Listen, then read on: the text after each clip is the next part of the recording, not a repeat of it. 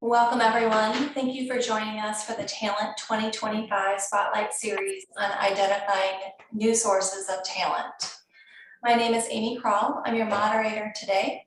I'm also the owner of HR Solutions Group, a Talent 2025 CEO Council member, and I chair the HR Council. For those of you who may not be familiar with Talent 2025, our mission is to be a catalyst to ensure world-class talent in West Michigan. And our vision is to accomplish that by being named a top 20 region in the nation by 2025. One of the things that I really appreciate about being a part of Talent 2025 is the clarity of the approach in accomplishing that vision and that mission. And we do that by illuminating the gaps, evaluating leading practices, and being advocates for implementation. And today's session is a great example of that. So our agenda for today, we will be illuminating the labor market gaps. We have 4 panelists that are business leaders in our region that are willing to share best practices and strategies that their companies are implementing and considering. And we hope to be an advocate for you to help you address your talent shortages within your organizations. We will have Q&A. We have everyone muted today, but if you could please just enter your question into the chat box. We will get to as many questions as we can. We'll take some pauses. If your question is for an individual, a specific individual on the panel, if you could just add their name to the question, that would be fantastic. So just to kind of frame up what we are all facing as employers in our labor market, right now, as of August 2021, we have over 53,000 open positions and only 35,000 individuals that are considered unemployed, which means we have a gap of almost 18,000.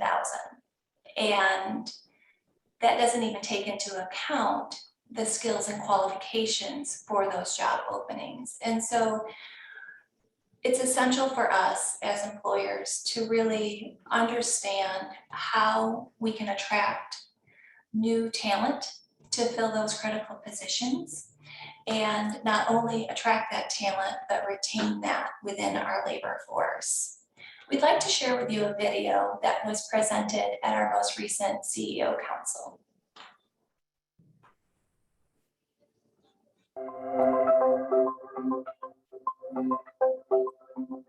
A historic transformation of the workplace is underway, disrupting the availability of talent and requiring new strategies. This is different from the skills gap we saw in the wake of the Great Recession. The problem today is structural and not limited to West Michigan, affecting all of the U.S. A skills gap remains, but the greater challenge is a numbers gap. People are leaving the labor force. Instead of the Great Recession, call it the Great Resignation. After reaching a recent high, Michigan's labor force participation rate, that's people working or looking for work, hit an all-time low. Despite a strong economic recovery from the pandemic, there are many micro trends contributing to this. Childcare shortages drove women from the labor force. Pandemic job losses hurt women, minorities, and millennials the most. Expanded unemployment benefits discouraged work and inflated wages. And now, cash and non-cash assistance to individuals and families have become more than a lifeline.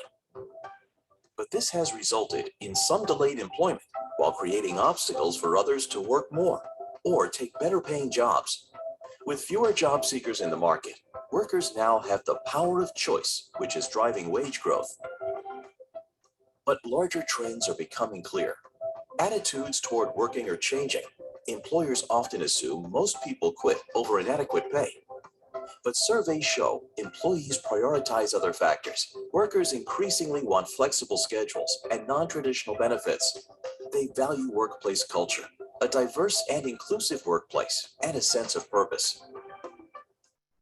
Another striking shift can be seen in growing preference for part-time work, driven in part by the booming gig economy, which now employs 1 in 3 workers globally. Demographics aren't helping. The workforce is aging, retirements are accelerating, and births are not keeping up. Meanwhile, in-migration to Michigan fell 44% since 2015, while out-migration increased 40%. This contributes to a loss of young, skilled talent.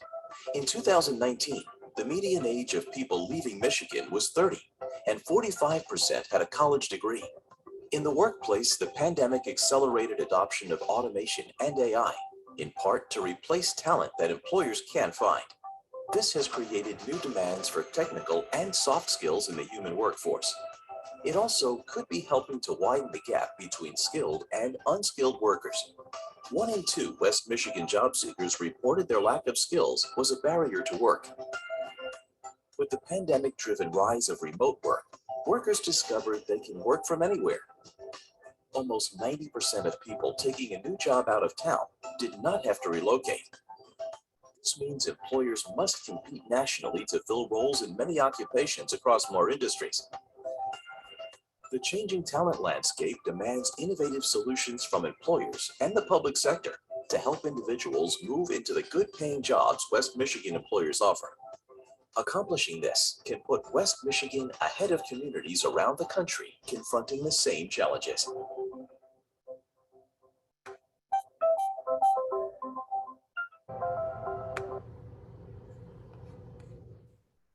Thanks, Whitney.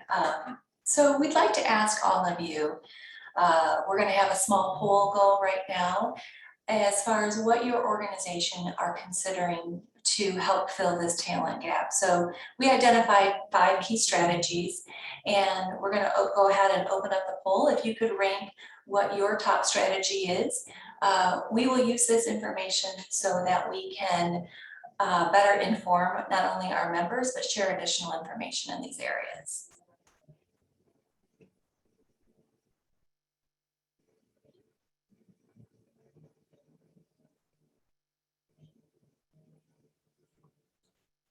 So you should have a pop-up on your screen. If you could go ahead and answer that question.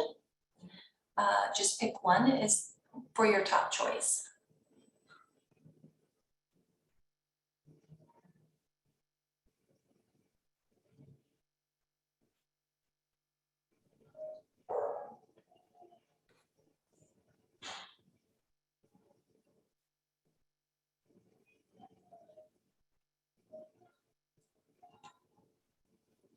All right, Amy, 31 respondents on the call have participated, so that's up 32 now. I'll give it another few seconds to see if anyone else participates, and then I'll stop sharing.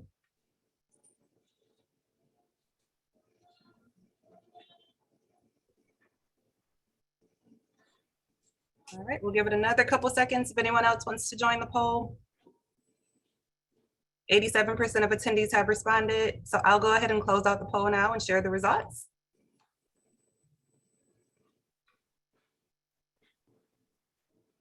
So when we asked the question of which of the 5 employer strategies is your top priority, 29% said establishing a talent pipeline. Another 29% said employer branding is everything.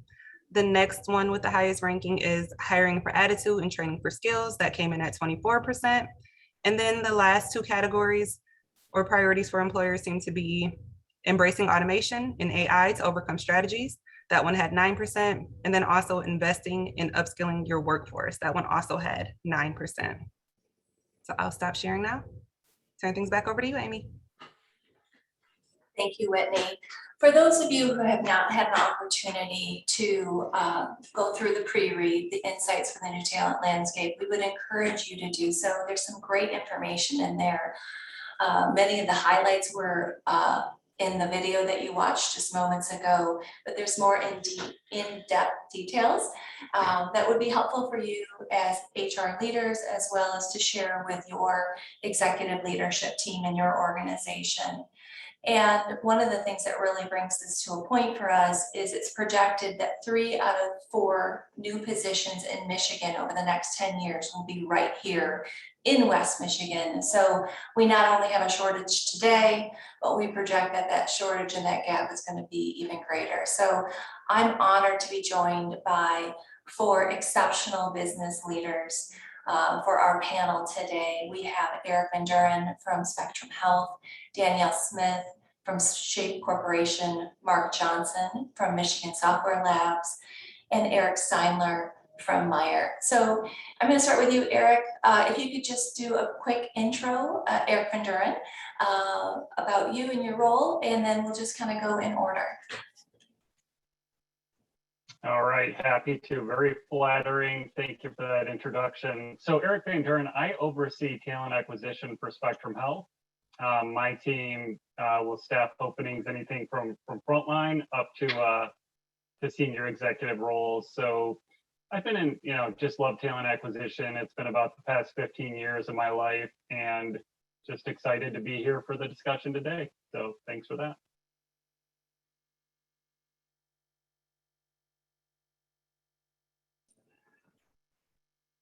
Danielle?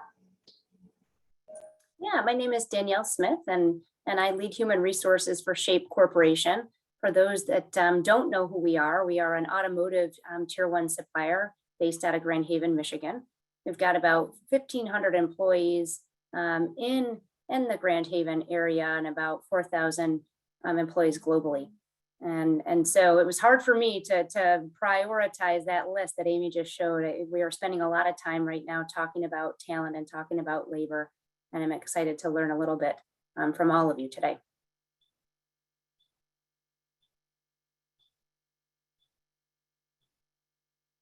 Mark? Good afternoon, everyone. Mark Johnson. I'm a co-founder and managing partner for Michigan Software Labs, and see a lot of familiar names and faces on this call. So I'm looking forward to our time together. Michigan Software Labs, we develop software for kind of world's leading organizations, a lot of apps. So we hire a lot of software developers, UX designers, and then project managers. So looking forward to our call together today.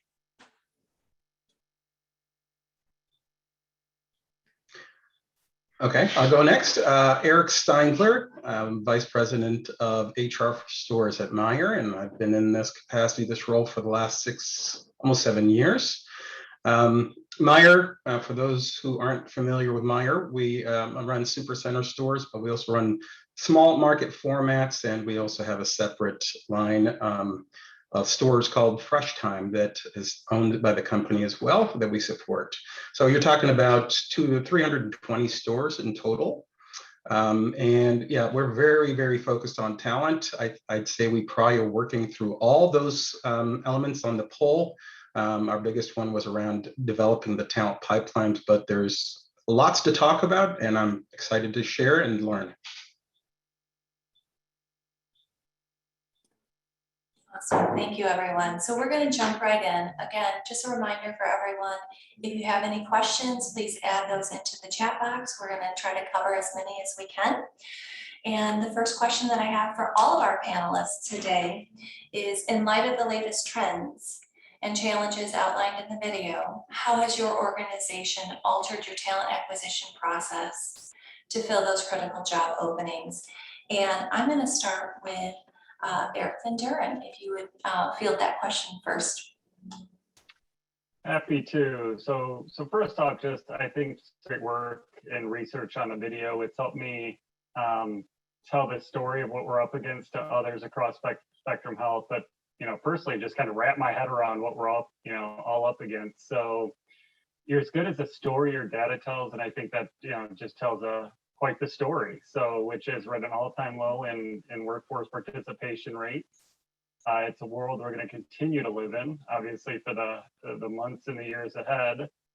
And on top of that, I know this is cross industry, but specifically in the healthcare environment, people are tired and just bless their passion, dedication, working so hard. That's why I'm excited to be here today, because this is about how can we hire more people and bring that support to our teams. So I'll kind of start foundationally and let some of the others build off of that. So policies, at the foundation, we had to really look at some of our workforce policies that may have been barriers to employment for some. And this can be policies for individuals that already work here. So, your attendance policy or performance correction policies. How can you bring a lens of always including versus excluding. This can go to pre-hire policies. There's been a lot of discussions I've seen around, just your drug testing policy. Is it hair? Is it urine? Is it swab? Do you have one? Does it include marijuana? And many times when I talk to employers, they'll share the fail rate for a drug test that, isn't extremely high, but just kind of candidate avoidance of, maybe not, selecting to participate in your process if stringent. Background check policies. I mean, Talent 2025, a great session last week, brought Jeff Korzenik in to talk about, second chance hiring. So how stringent are policies around your background check? So all those things we definitely evaluate, and again, kind of bring a lens of inclusion versus finding ways to exclude. On top of policies, I would say access to jobs. So just how can you make it easier to be hired? Speed to hire we've found critical in this market. In some cases we removed leaders from the selection process, or we onboard in real time or on site, and just overall ease of interaction. So whether it's from your application process, I mentioned the background check process, drug screen, onboarding, or even where you hold hiring. A lot of times individuals or companies will hold hiring events. Is it at your kind of brick and mortar location, or can you go to some, to neighborhoods or community partners and maybe set up shop, in partnership with them to make access even easier if you do, go with an on-site hiring model in some cases. Last, I'll just say, prioritizing at the foundation, diversity, equity, inclusion.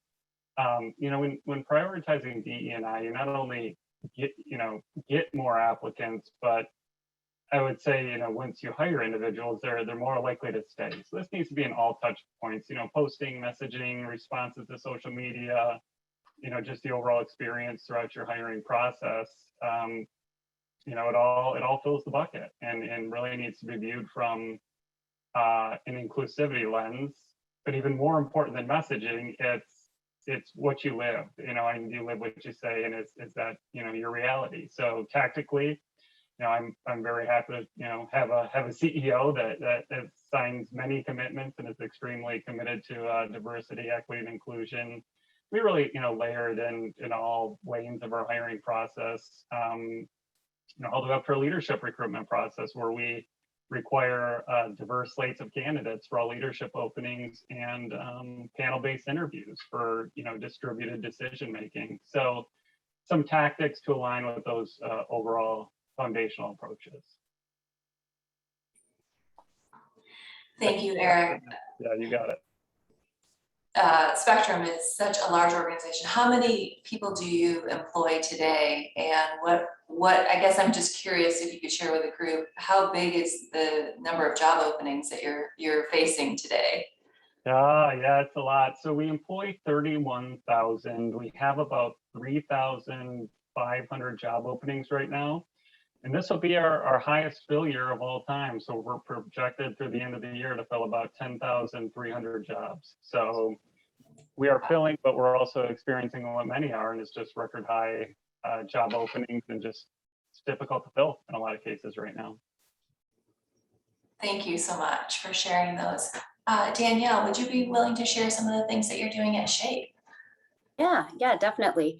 I think that, gosh, if I think back to when I joined Shape about 8 years ago, labor has been a top priority the entire time, right? And I think that many of us, as we moved into the pandemic, especially maybe even in manufacturing, thought that there might be a change in the labor pool, that it may become a little bit easier to fill roles over time, just in terms of how the economy was evolving. And we're very shocked that we're finding it even more and more difficult to fill our roles. And so we really have had a multifaceted approach. Some of these things we've tried over the past several years, some things are new. And I'll focus today just on some of the job design changes that we've been working on, as well as some compensation and wage changes that we've made as an organization. From a job design standpoint, I think, one of the biggest things that we've done is really question what are our entry level requirements. for positions, do we need to require a high school diploma? Do we want to shift instead to be that employer that offers to pay for a GED once a team member comes on board, assuming that they've passed any of the requirements that we have in place? And so that has been a pretty big change for our organization as we've looked at that entry level role, which is the one that we struggle with filling the most. I would say that, outside of that, we are, along with some of the DEI focus that we have as an organization, looking across all positions in our organization. And so, over the next quarter, we'll be reviewing requirements at all career levels and making sure that we are not unnecessarily, I guess, qualifying out candidates that really could perform the work that we're asking to be completed. There's some other things that we're doing more with our salaried positions. We've got a heavier focus now on college recruitment and putting a more formal structure in place for that, including some rotational programs, which we've struggled with, I think, over time, just because of our footprint with making those really sustainable. But we're really trying to creatively look, especially within operations, where we can rotate team members across positions so that we can fill those roles a little bit more easily and see a little bit more movement internal in our organization. I'll also say that we are taking more risks in terms of, if we have an internal team member who's interested in moving from one function to another, we're more likely to allow for that, right? And to provide a career path for team members to move cross-functionally, even if they don't have a degree in that area. I know I've done that myself within human resources, and it has been successful for us in terms of retaining team members. So that's been something that we're trying. I think from an overall just hybrid work standpoint, we are a highly relational, innovative manufacturing company. And I will say that I have been surprised, even in the past 3 to 6 months, how much our lens has changed in terms of how we perform work and our comfort level with remote work. I think that there was a time thinking that we would probably all come back to work, and through the second and third waves of COVID, our leadership is much more open-minded with providing flexibility where we can. And so we've made adjustments. We've had a flexible work policy in place historically at SHAPE, but we really are emphasizing that, and we have hybrid work here to stay for our office employees. And we also offer beyond that in situations where we can, and we're trying to make it less tedious of a process to get those approvals, so that's a little bit more streamlined, and giving leaders tools to really think through whether they can be more creative with the type of schedules that they're offering for certain positions. So that's been a shift, and I do think that's here to stay for the organization. But beyond just the hybrid work for our office staff, we're looking at where can we make flexibility an option for hourly team members. So really pushing part-time work, weekend shifts. We're a company that will pay for tuition reimbursement for college students, right? And we've reduced the length of time you need to work with the company to make it attractive. So come work for us and work weekends or work part-time. We really need we need the help, and we can help in terms of that long-term career path for individuals. So we're really pushing things like that as well. Finally, I would say, and this may go into the comp and benefits discussion, but a lot more flexibility as it relates to things like unpaid medical leave, paternity leave, compassionate leave for team members who've exhausted other leaves that had been available to them, where team members can donate vacation to others in need to hopefully keep those team members at our organization. But I'll move on to compensation, which is probably what all of you have been talking about as well. We've made a lot of adjustments. I would say we've had several adjustments to our starting rate. So we've seen that go up quite a bit. And we are monitoring that starting wage, especially on a much more frequent basis, and more open to that market data and understanding how that impacts our workforce. when we do that, we tend to make bumps inside of the organization. And so that's been a challenge. It's not just attracting talent, it's keeping talent. And so we really look at the compensation and any compression that we have across the organization to make sure that we're really doing the right thing for our existing workforce. We are really competitive on our off shift premium, which we have been in the past. I think we've been a leader. We're more of a leader now, and that's really where we struggle to fill positions. And so we've made more adjustments there. We've also looked at some of those more difficult or complex work cells where we have high turnover. And we've looked at various criteria that if that cell meets that criteria, then we're going to pay an additional premium to work on that line, including those that may be volunteering to work overtime or on an on-off shift on that line to get that premium as well for the hours spent on that line.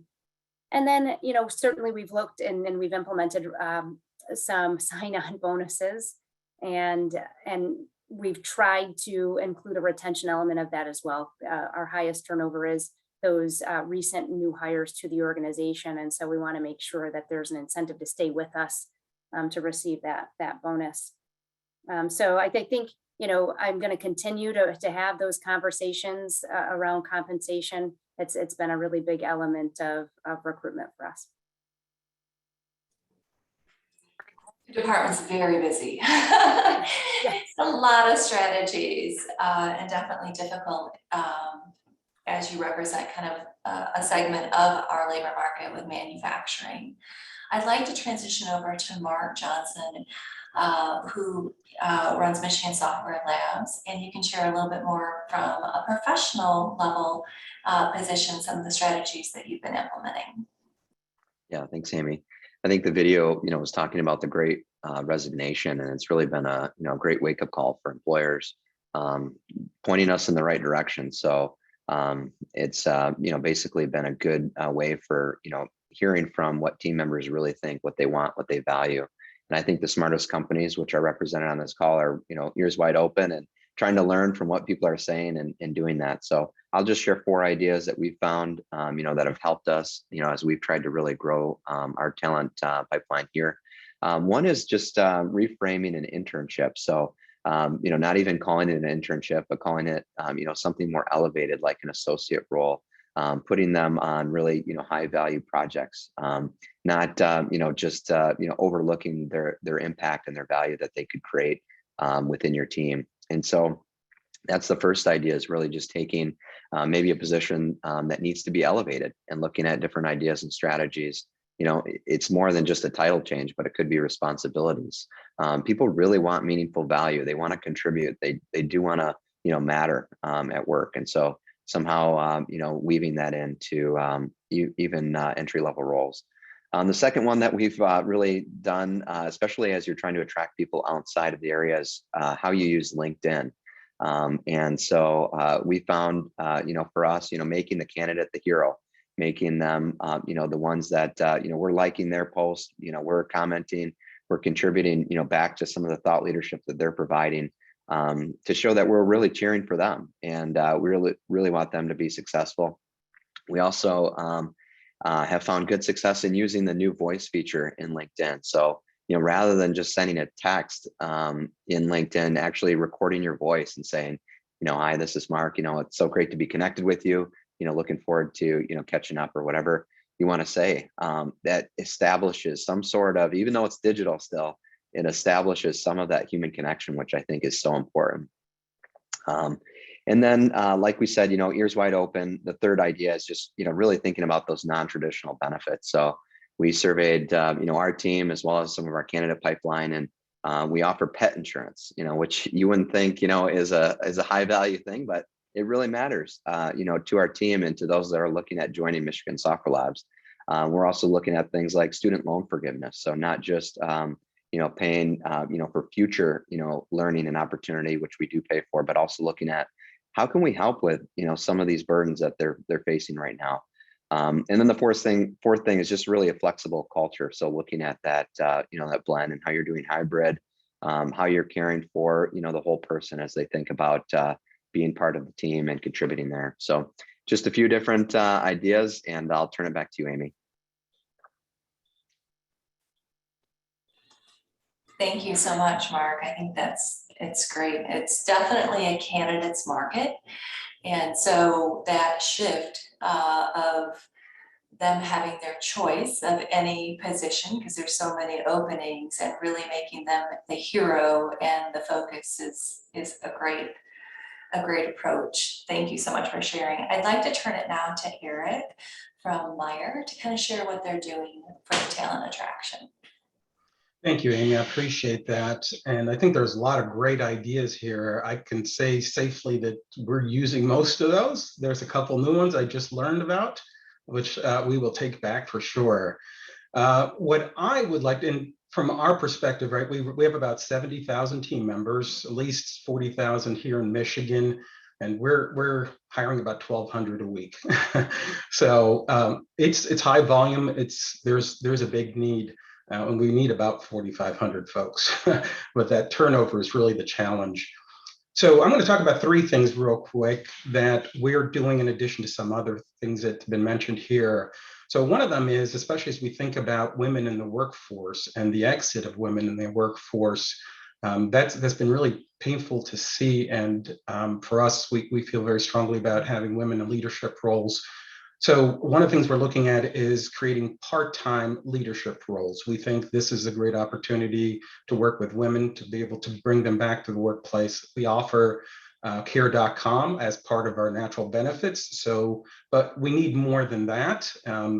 So that's one thing we're doing. We're going to go back and look at some other ideas around elevating the volume of women back into the workforce. In addition to that, I'm sorry, we talked briefly about compensation, so I just want to call it something here.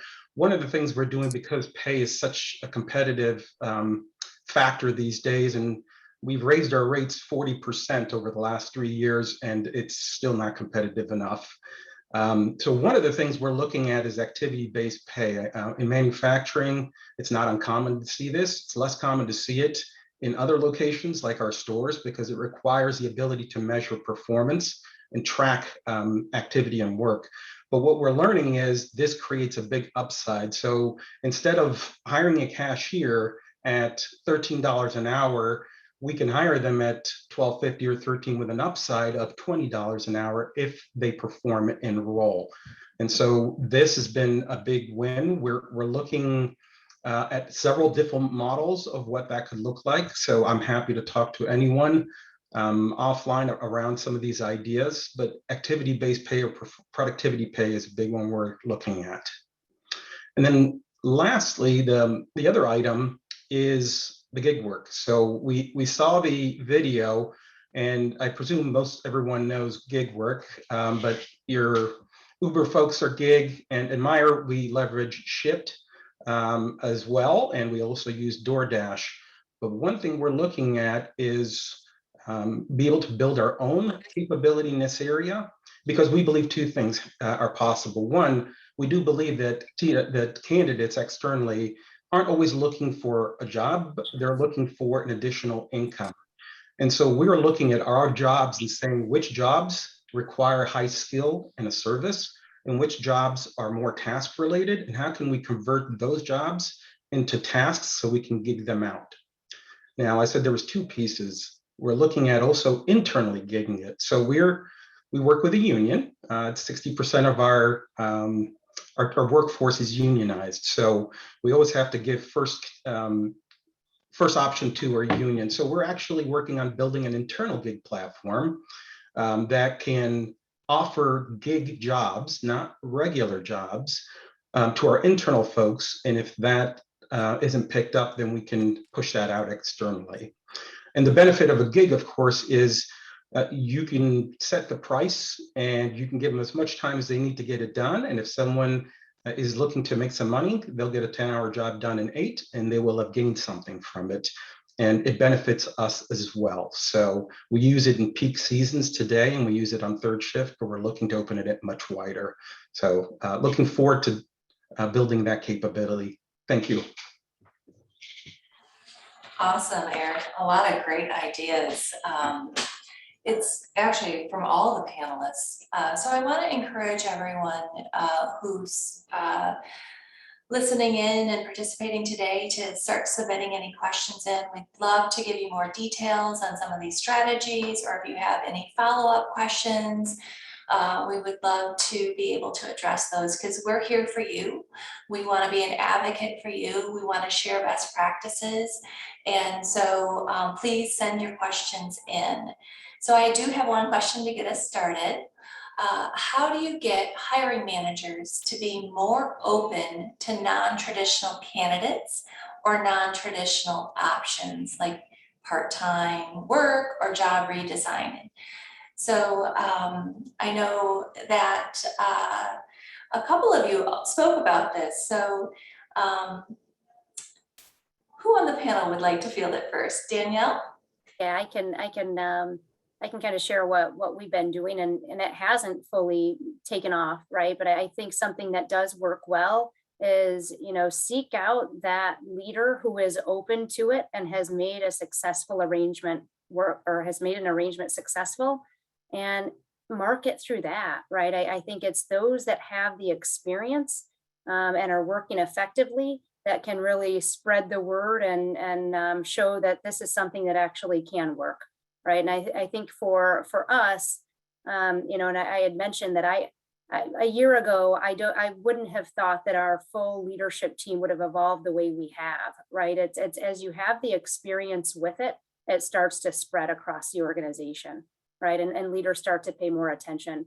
But we really, we've worked on just a very simple tool that we can give to our leaders to engage in discussion about the requirements of the role and what would or wouldn't qualify for different types of arrangements. And I think that also helps to drive a little bit of consistency as you're fielding requests as well. I can comment just a little bit on this. For our end of it, we focus primarily on competencies. We certainly focus on work experience, but that's helped us be able to transition and look at different candidates. So one of the things we've done, for example, is we've gone to culinary schools to seek out folks who might be interested in joining our workforce, for example, as a wine and cheese steward, or working in the deli department. So we're trying to tie interest, but we're also trying to give people an opportunity to earn a wage while they're going to school. So that's one way we've done it. Another way is we've actually looked at our data over the last couple of years. So we've had the benefit of doing this almost 2 years ago. That helped us pre-COVID. But we looked at all the talent that we were bringing in, and we really analyzed where the strength lied, and we built a profile around that. And what we found was it wasn't really the profile that we anticipated. So for example, we would expect as we transfer people from a Walmart or somewhere similar, they're going to do very well. Well, what we've learned is that it's more around competencies and certain experiences. We actually had a lot of specialty retailer candidates that have been very successful with us. So today we're able to go and attract some of that talent for some of our key positions. So just analyzing and study the talent that you've brought in. I know it's a tough thing to do, but that can open up some interesting learnings there. Definitely, especially when you look at what's the nice to have and what's required to have for some of those positions, and just changing that mindset of those managers to think about it differently. I have another great question, and I think, Mark, you might be well suited to answer this one, and I'd love for anyone else to join in. But essentially, how do you get to people to stand apart in social media posts instead of "we're hiring" or "let's connect"? What are some ideas or ways that you've used to stand apart or really pique their attention? Yeah, so this is a really great question from Olivia here, and I think the main point there is to stop shouting things from rooftops and megaphones and all of that. Treat it like a human connection. If you were talking to your best friend, you wouldn't have 40 exclamation points with that conversation. It'd be very one way. So The idea there is, how can you start contributing back? How can you start, creating thought leadership, of, creating content that matters for candidates or for those that are looking at your organization. So one thing that we did is join the Forbes Technology Council. So contributing with thought leadership ideas around culture, around technology, start to, write articles for Forbes that could help candidates, learn a little bit more, improve, some of the ways that they think about things. And then also, just working on, that idea of making that, once you do make that connection, having something meaningful like a voicemail or like, some way to show that you've actually, read up on them. But this idea of, bots and blasting and, it's just not the way. You wouldn't, talk to a friend like that. So treating it more, like a human connection, because it is. Thank you, Mark. We actually are getting some great questions in. This one's for you, Eric. Care.com as a benefit. How does that work if it's employer sponsored? So I can't tell you I recall all the details, but what we do is we offer, I think it's 6, and we may have moved it to 10. So what we provide is our team members is the ability to call care.com and for them to be able to have someone come in and watch after their child or provide some assistance in the work, in the home. Also for aging adults and their parents, trying to provide assistance there as well. So we've worked with care.com to purchase a certain number of services for our team members, and they have it available to them to use it at their discretion. So another question that came in, is anyone willing to share maybe some improvements your team has made in the orientation and onboarding processes over the last 18 to 24 months, especially the differentiation between the content you're focusing on and the hybrid training activities? I know with people working remotely, it's kind of changed the way we've been onboarding people. And so would one of the panelists be willing to share kind of some of the things that you've done with your orientation and onboarding?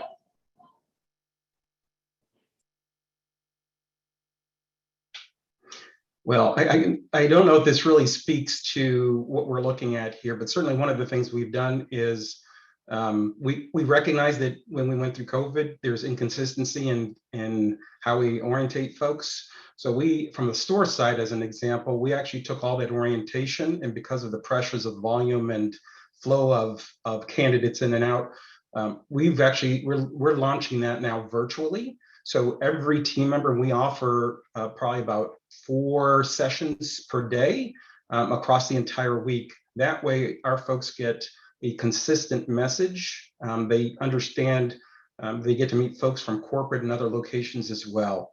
On the corporate side, yeah, that's been really difficult for us. We're working on a consistent virtual process as well for that group. But what we're doing is spending a lot more time focusing on the onboarding plans, because that's really, I think, where the rubber hits the road. And we're probably spending twice as much time on onboarding. I can't tell you from a design perspective that I could go deeper than that, but we spend a lot more time with onboarding candidates and then carry that over for at least 3 months into their job.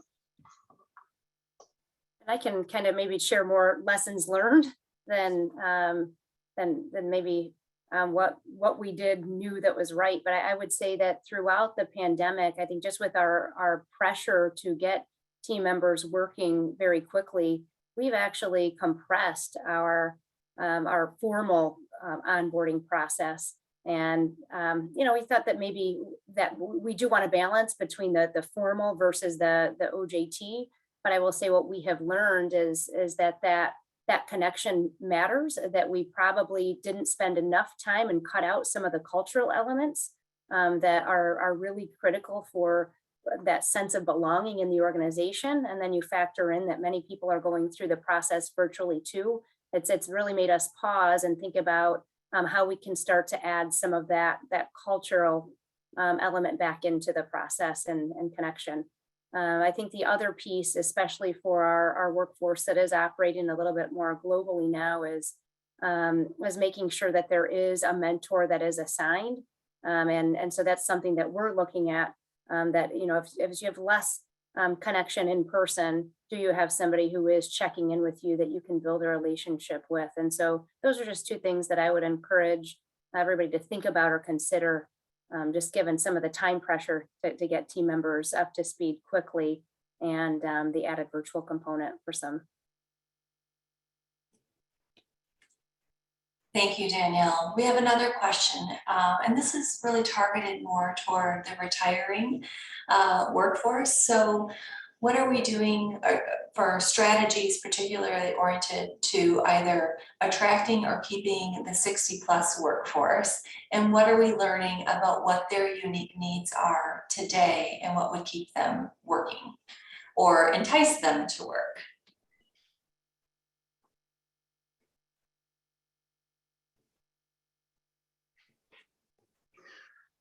I guess I'll go ahead and comment here as well. From what we are actually seeing is, at least on the corporate side, we're seeing our team members that are actually staying longer. So I don't know if this is a COVID thing or where that's coming from. So we've noticed that on the corporate side. On the store side, we've actually been going out to, we're trying a little bit of everything. We're going out to elderly centers. We're going out to, affinity groups where elderly folks meet. We find that those team members are the most reliable, most dedicated, committed team members that we have. We have certain roles that I think are of interest to them, from a greeter position to a kind of concierge position where they really get to interact with folks, and that's what they enjoy doing. I don't want to stereotype, but so we really try to identify positions that are more of an interest to our elderly workforce. And I mean, we have greeters out there today that are in their mid 80s still greeting. So it seems to be working for us. And one of the things that we've tried in the past, and although I don't know that we've done it as recently, but we do try to keep in contact with those that have retired from the company. And we've reached out especially to market our weekend work, as well as those periods of time where we know we have high overtime needs, to come back and work for SHAPE for, at least some part-time assistance. We also have been offering phased retirement as part of our flexible work arrangement policy.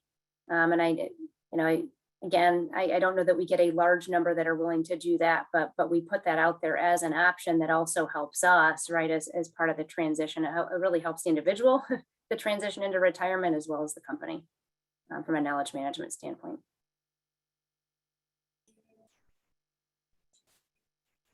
Thank you so much for sharing. We actually, one of our clients is in the transportation logistics, where truck drivers are in short supply. And what they have done, which has been really interesting, is they just are very flexible for people to, kind of to your point earlier, Eric, about your own little gig workforce.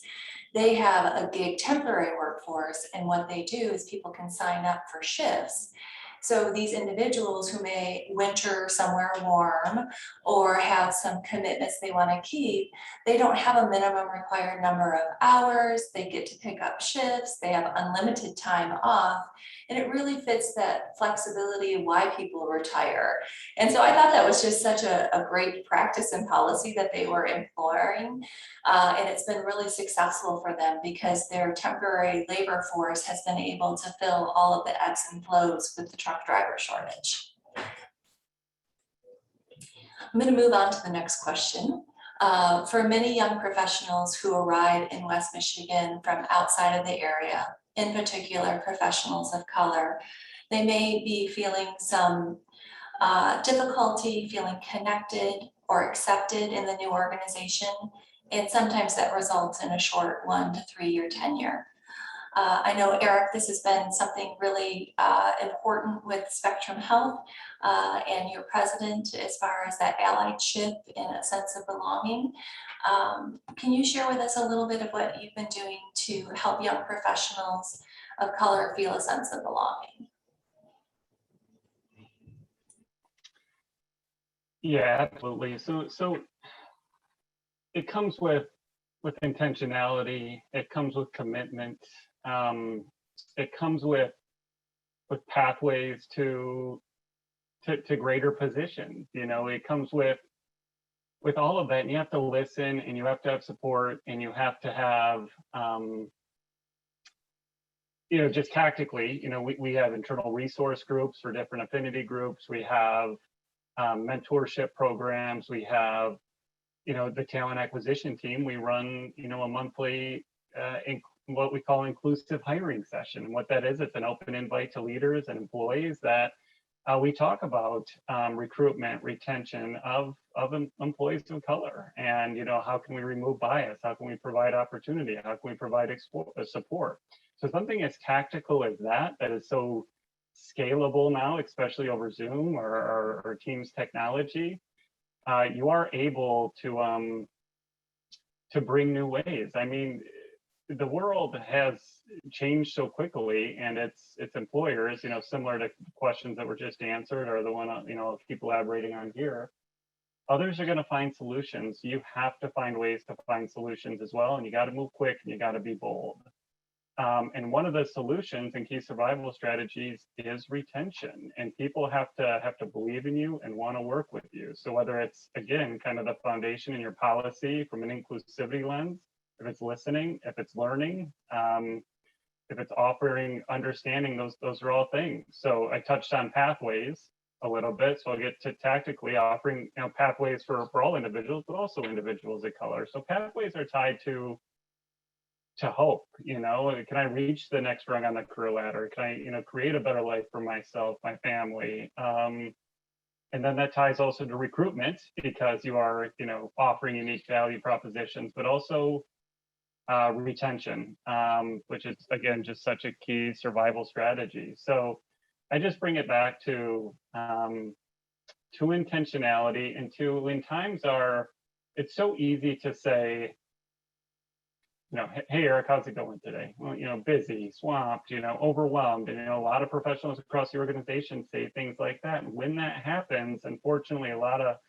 diversity, equity, and inclusion efforts can get cut. Our budgets can get cut. So it's on us as professionals, not only to say, you know, diversity, equity, inclusion is, it's woven in our fabric. It is built into our policy. It is built into our practices. So it's not a person or a budget item or a line item, but it's who we are and how we act. And if we're able to structure that in your talent acquisition processes, in your greater HR processes, and, you know, leaders across the organization, upskilling them on bias and awareness, and then having, you know, your team members feel that, I think that's all part of the greater puzzle of having a truly, you know, diverse and equitable and inclusive workforce, and knowing that it's not a check the box, it's not something that's done, but this is something constant that, again, the best are going to weave it into their, or etch it into their organizational fabric, and really live that as an organization. So at the highest level, I guess that's what I would share. Thank you so much. And that was a great segue to another area that we really wanted to touch on.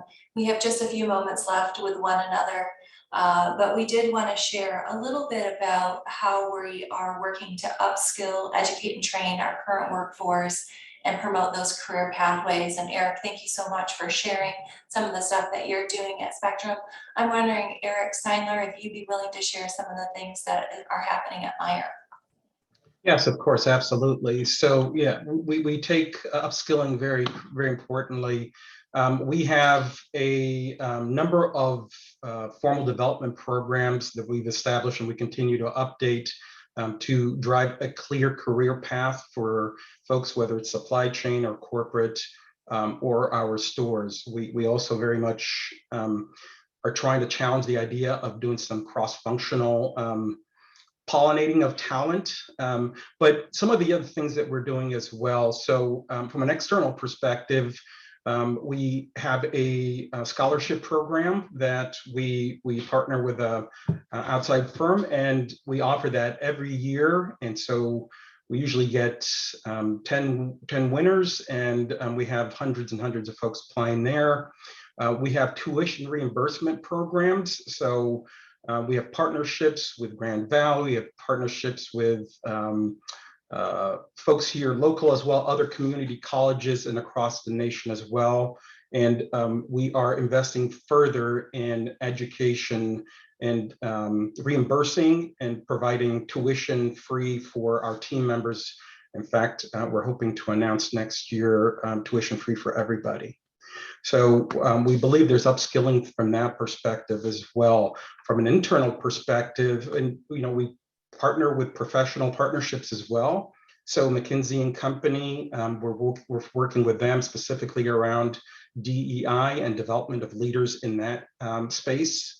We work with the Food Marketing Institute and Western Association of Food Chains to provide additional development opportunities. So we annually put about 100 leaders through an FMI development program. Internally, as I indicated, we have a comprehensive suite of programs. We're looking, and that includes our executive leadership. We invest 3 to 4 times a year in development there. But one thing we're looking at for the future is creating adaptive onboarding. So specifically onboarding and educating team members based on where they are as it relates to their roles. So you heard a lot about culture and DEI and those pieces. We spend a lot of time up front really investing in there. And then we spend time investing around education, but we really want to make sure that they're centered and grounded in all things around Meyer. And then we invest also in truly human leadership development. So we're putting all our leaders through several modules. I really believe, and we started this several years ago, I really believe this is what has helped us maintain the brand and the culture that we have within our stores, because we could have lost a lot more people, but that truly human leadership work has really built great engagement between leaders and team members.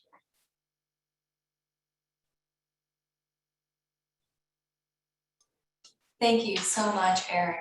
Just as a time check, we're coming to the close of our time that we have allowed with one another today. A lot of great strategies.